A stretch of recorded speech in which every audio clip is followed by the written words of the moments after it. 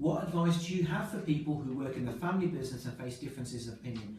I'm working with a lot of small and medium enterprises at the moment, a lot of companies who are less than 50 employees, and there's something like 4 million SMEs in the UK at the moment. That's registered, so there's probably more.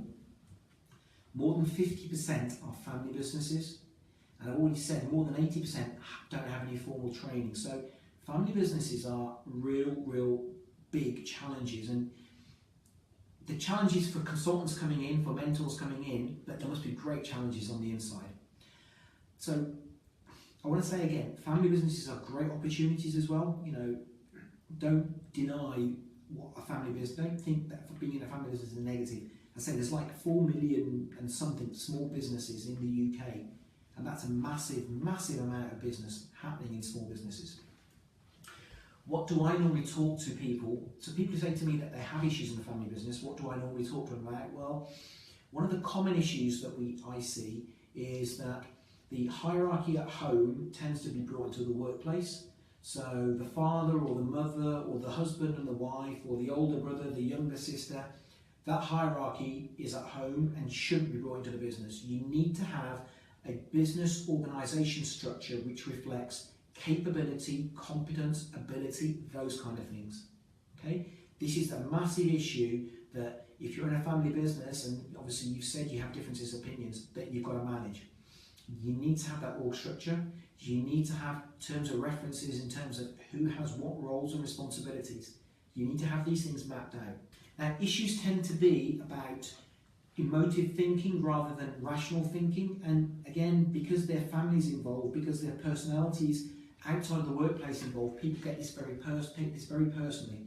So thinking needs to be different. It can't be emotional. It must be about the business.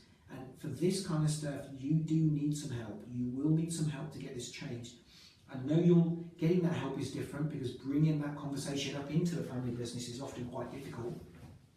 But you need to think about the culture.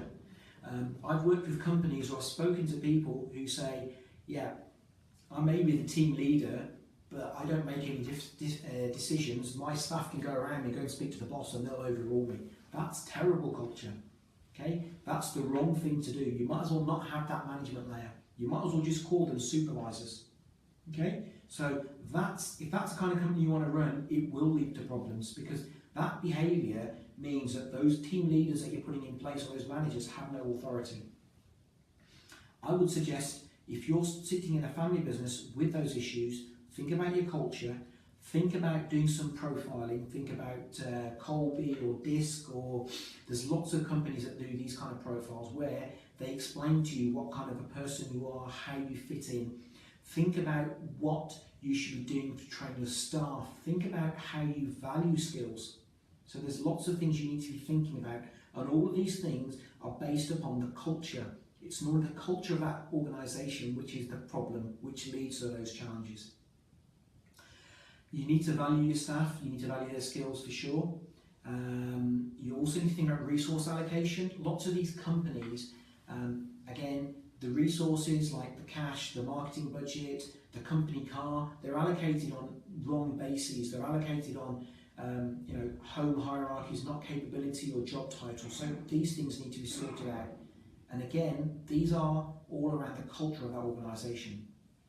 The last thing I'm going to talk about is I'm going to say when new family members come into those kind of companies, that's when there are a number of challenges happening, and you need to bring people in. I'm totally against just putting people on the ground floor and saying work your way up.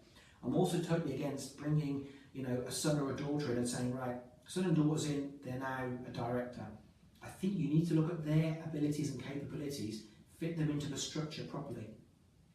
And that, if you do that kind of thing, you'll also help yourself, your staff, and your other siblings in that organisation to address some of their issues. Okay, a lot to be said on that. Hopefully that's made some sense.